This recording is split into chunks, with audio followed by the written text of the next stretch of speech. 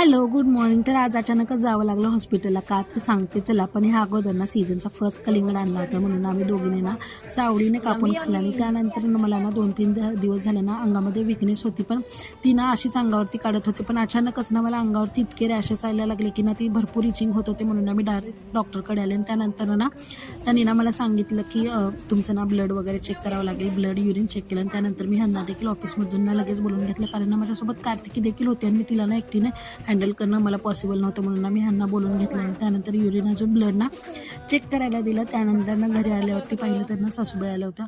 त्यांनी येताना ना माझ्या इकडून ना इतके भरपूर ढाळे, मक्याची कणीस, त्याचबरोबर ना गोडामध्ये ना रव्याचा लाडू आणलेला, कारण हा माझा फेवरेट होता म्हणून आईने पाठवून दिलेला. त्यानंतर ना काय मी लगेच ना इथे मक्याची कणी शिजवायला ठेवली. त्याचबरोबर ना एक लगेच ना भाजून घेतलं. आणि त्यानंतर मला जायचं होतं डॉक्टरकडे रिपोर्ट आणायला. त्यामध्ये ना त्यांनी सांगितलं की एकदम सगळं नॉर्मल आहे, पण ना जो ताप होता ना तो इतका जास्त वाढला की त्यामुळे ना अंगावरती इचिंग वगैरे यायला लागले, रॅशेस. त्यानंतर हे बघा आमचं कॅमेरामॅन कसं शूट केलं आम्हाला.